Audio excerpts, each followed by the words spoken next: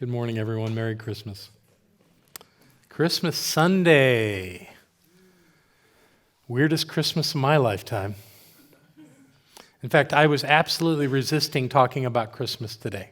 But you're used to that. I often don't talk about the holiday that's happening.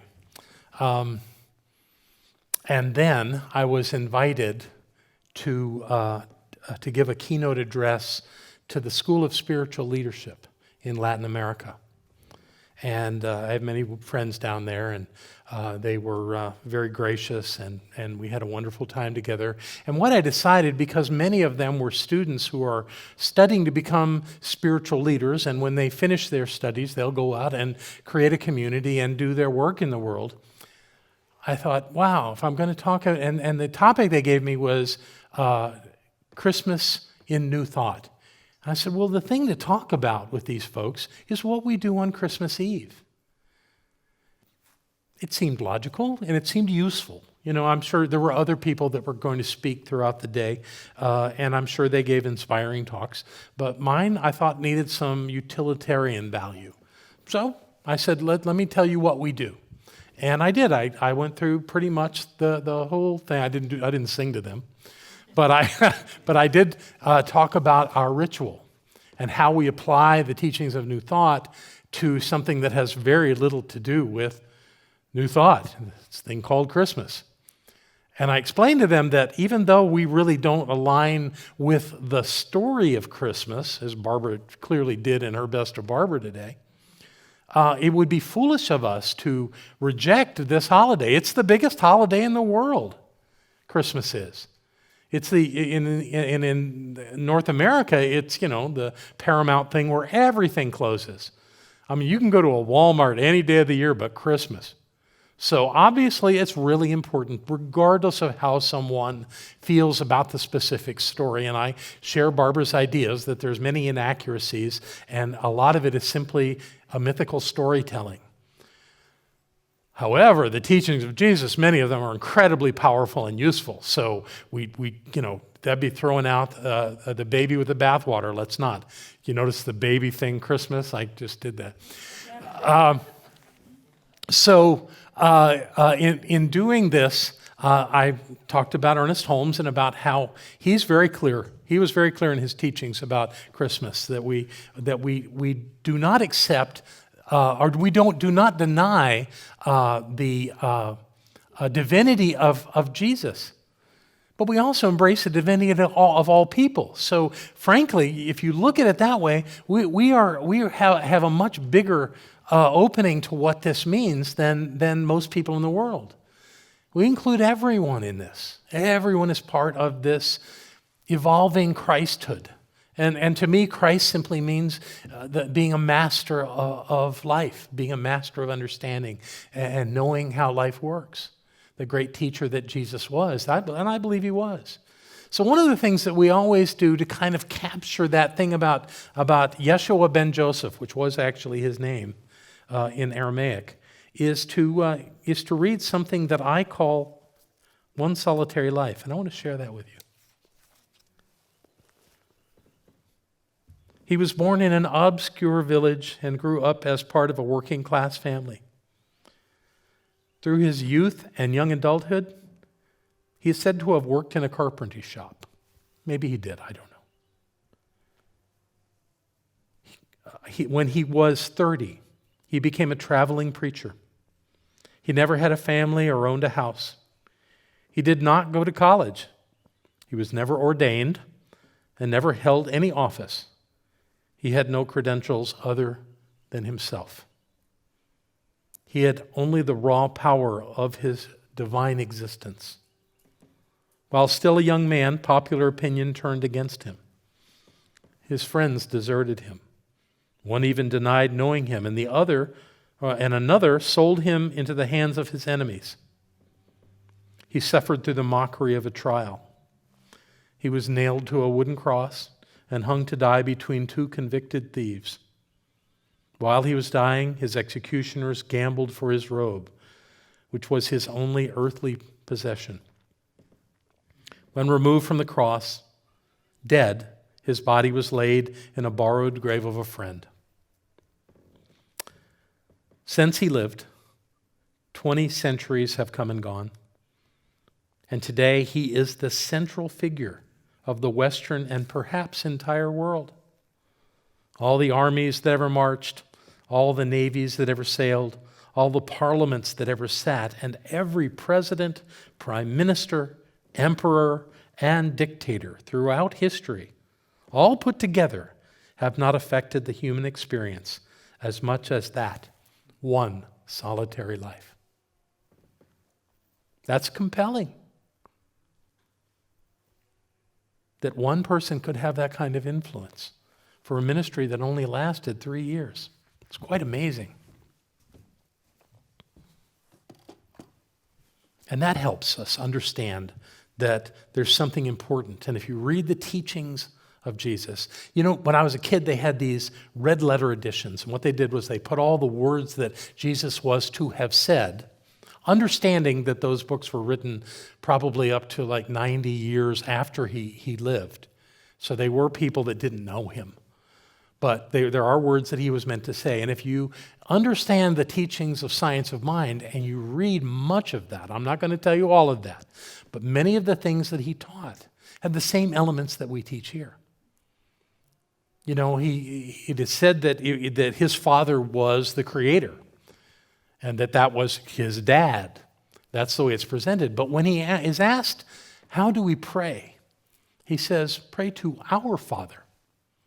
So he's saying that he's still holding that there's an outside creator, but he's saying it's ours, not mine. And if we understand that, that's falling in line with everything that we believe, that our connection to the divine is absolute and not limited by who we are, what we've done, that there's something greater going on than that. So bringing Jesus into the mix of this Christmas celebration makes a lot of sense. But the word that we really use to capture who we are is Christ. Christ was not his name. Christ was more of the essence of who he was, the master teacher, the one who was the divine and knew that he was the divine, which is what we're all seeking to do. So perhaps that all exists within us. So once we've done that and lots of singing, we enter into a ritual. And this is the ritual that we have used for 25 years.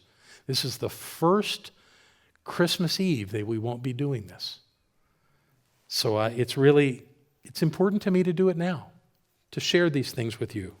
I realized after I got off this call with these good folks in Latin America that I was really missing that we weren't doing this. And so to give thought to this today makes a lot of sense for me. And Barbara suggested I do this, so what was I going to do?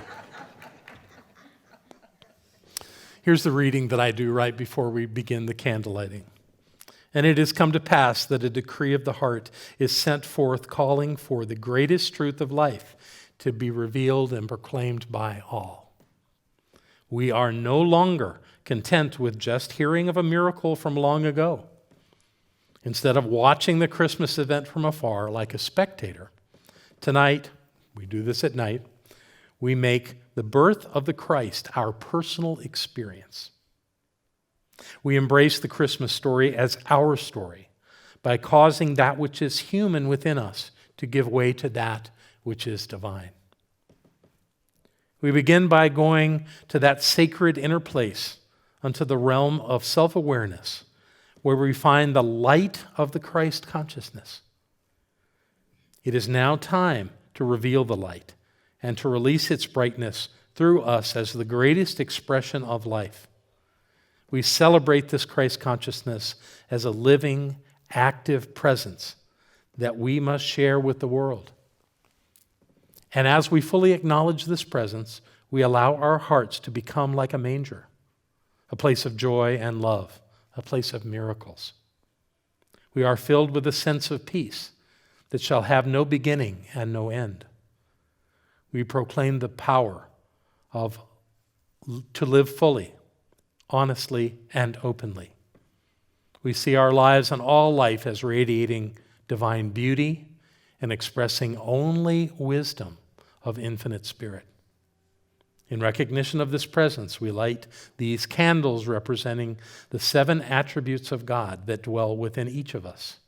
peace, power, beauty, joy, love, light, and wisdom. And as we do, we claim our divine heritage by letting go of our smaller selves and declaring the consciousness of the Christ that dwells within us all. And with that, we begin our candle lighting. And as you know, we have a box, a sandbox that sits up on this stage. And the only light that's lit there is a pillar candle that sits on a candle stand. And we call that the Christ light. And the symbolism of this is just elegant to me. We have one at a time on a candelabra that sits behind it that has 7 candles. We have speakers come forward, often practitioners, but not always. We have people come and speak for 2 or 3 minutes on each of the 7 attributes of the divine. And probably, no, it's on. Here we are. That's what it looks like. If you haven't been here, it truly is a mystical experience. That's when we all have our lights. And I'm getting a little ahead of myself, but I wanted you to see that. So the 7 attributes of God, as they're called, originated with Thomas Troward, one of Holmes's early teachers. The 7 attributes of God: peace, power, joy, beauty, love, light, and wisdom. So what I want to do is, in a much smaller way than we do on Christmas Eve, just give you a touch of these different attributes and what they mean, at least to me. And the first one is peace. God is peace. God and peace are inseparable. Now, is all of life always peaceful? No. But when it's not peaceful, when there is agitation or fear or angst or violence even, it's fleeting. It doesn't stay. Even pandemics end, I'm told. But the idea of peace is always available to us because it's not from outside of us. We don't find peace. We are peace. We don't search for peace. It's not out there. It's here. The only place we can find God is in the midst of us. So that's who we are. That's what we do. We seek to know the peace of life from within and apply it to everything that's going on. I have found consistently, and you know the teachings of Science of Mind teach that we are the creative force of our lives, that the God within us is that creative force, just like the God of all is the creative force of the universe. The same is true at the point of us. The microcosm matches what's the other one? Microcosm, that's the other word, thank you. So peace is always there. It's always there to choose. And that we are creative when we are at peace. And when we are agitated and afraid and confused, we're not all that creative. I mean, we are still creating, but we're certainly not creating in a way that suits us and supports us. But from a place of peace, we are. So peace is what God is. And peace is what I am. I am peace. Power, a very misunderstood word. God is power. Nobody has trouble with that. The creative force of the universe has all awesome power. Absolutely. But what about me? Do I have that same power? Well, if that divine presence dwells within me, I must. I must have that power. Not the power over anyone or anything, but the power within me to live the life I've come to live and be who I've come to be. I have that. And no one can deny me that. And we have seen throughout history that people who are able to maintain that sense of self-awareness and hold on to the power within them succeed through the most difficult and challenging times. I would not suggest to you that the pandemic we're in is the worst thing that has ever happened in humanity. Far from it. It's just that we have become so accustomed to living free, open lives to go and do whatever we want and to create just without anything in our way, especially in this culture, that to suddenly be being told by government that we have to not do things, that we can't do things, that if we own a business that isn't adaptable to the mitigations that we're being required to do, those businesses have to shut down. That kind of stuff is happening all around us. Still, the power is within us to get through that, to move through it, to be creative in our lives. It's always there. We are never powerless, only in our thinking. The only thing that can restrict our ability to create the life we've come to create is us, no matter what the outside world is saying. So as hard as this has been for this year, we are bigger than it. We are greater than that, and we are more powerful than it. God is power. I am power. So are you. Beauty. We all grew up hearing things like beauty is in the eye of the beholder, telling us that beauty is subjective. But the truth is the presence of the divine is beautiful. Life is beautiful. And we can't be denied it, except by ourselves and our own thinking. I don't know if you've seen some of these pictures, but there are photographers that specifically go and find people who are old and decrepit and people that are struggling with life. But then you look into their eyes, and even under those circumstances, there's a beauty there that'll just open your heart wide up. Beauty is everywhere. Barbara used to call me on this. We'd be driving around, and I'd point out some spectacular thing as we went by. She said, how can you drive and find those things at the same time? They're just there, and they're beautiful. There's so much beauty in life, but we have to be open to seeing it. And we have to be open to remembering that that beauty isn't just out there. It's at the point of us. It is who we are. We are beautiful in every way. Beauty is our nature. God is beauty. I am beauty, and so are you. Joy. You're going to hear a lot about joy next week if you come, because that's my topic. But for now, I will say that the same thing that is true about all of these other attributes is true about joy. Don't try to go find joy. Your joy isn't out there. Your joy isn't somewhere else. Your joy is at the point of you. And what you have to do with it is reveal it. You have to let it be the primary thing that you're experiencing. It's your choice, though. It's my choice if I want to do that. Do I focus on the problem to the point where it owns me? Or do I remember my joy? One of the things, I don't know, maybe I'll say it now and not say it next week. There's a psychologist in California when asked what the difference is between happiness and joy. I find very little difference, but this is how he described it. He said, happiness is an inch deep and a mile wide, and joy is a mile deep and a mile wide. I like that. I like that. So I want joy in my life. And there are times when I got to go look for it inside, and I can't find it out there, but I can find it in here to remember how good my life is, how much love is in my life, how much joy is in my life when I choose the joy. So I invite you to do the same, because it is the nature of the divine to be joyous. God is joy. I am joy, and so are you. Yes, the most misunderstood idea that I have ever encountered, the one that's always taken on by the poets and the mystics and such, yet it still remains somewhat elusive. But we do know that God is joy, that God is love. God is love. They're the same thing. And if we take that fully into our understanding, that means that God and joy and love, I'll get to love here. Love is constant. It is an absolute constant. It is everywhere present. It is ubiquitous. It is omnipresent. It has to be here. There's nowhere where there is no love. So it's not like we have to rely on something inside of us. All we have to be is aware that as much as there is air that surrounds us, love surrounds us, and it's in us because the divine is within us. So it has to be in us. So anyone thinks that they're living a loveless experience, it's not true.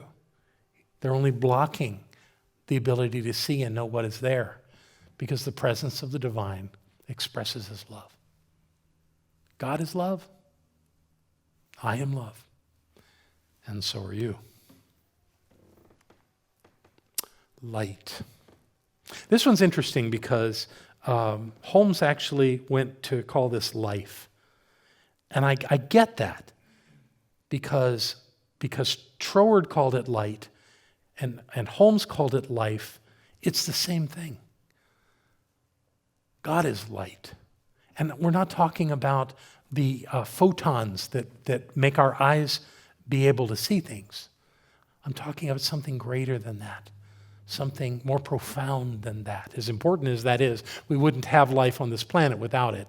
But at the same time, this light that Thomas Troward explained, this light of the divine, was an essence. Jesus knew it. He talked about it. He told his followers they were the light of the world.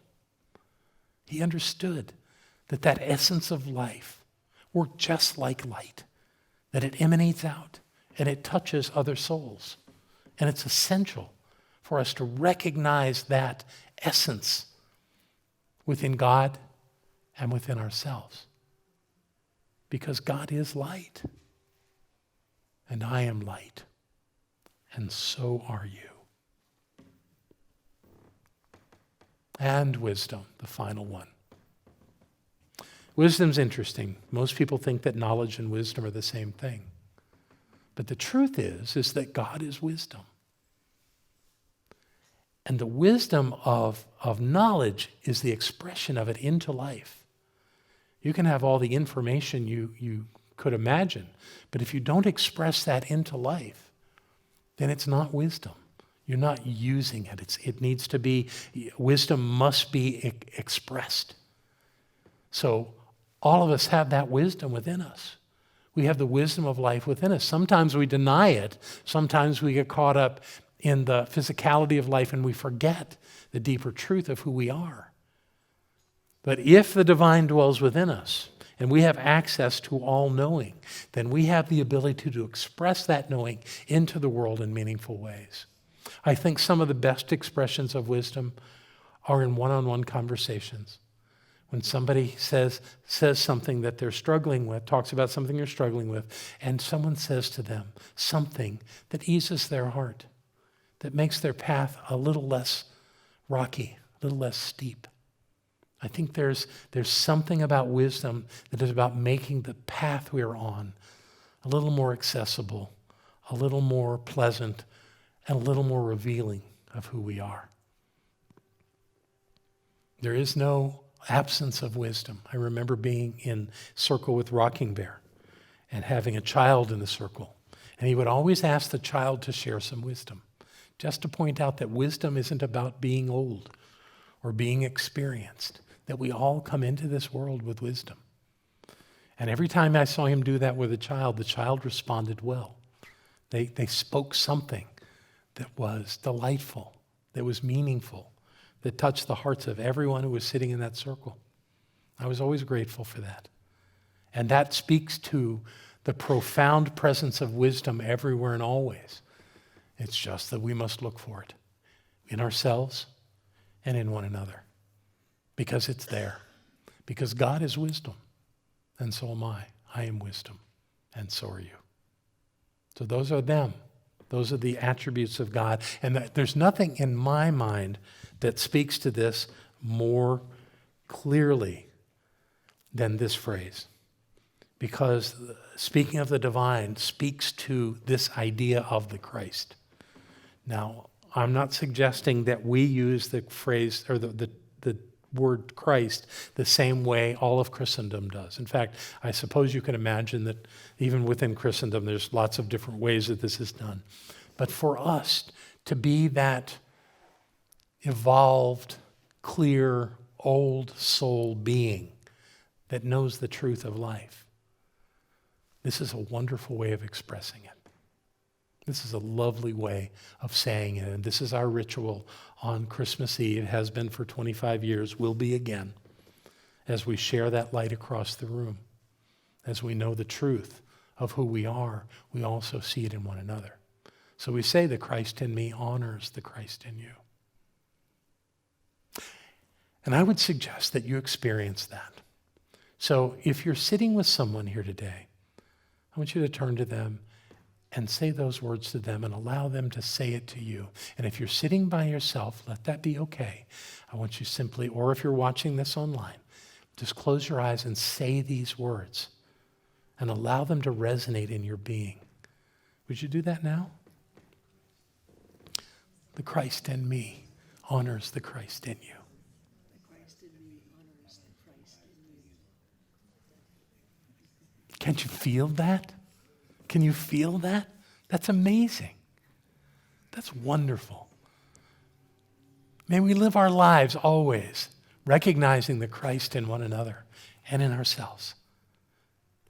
And with that, have a Merry Christmas. I love you all very much. Thank you.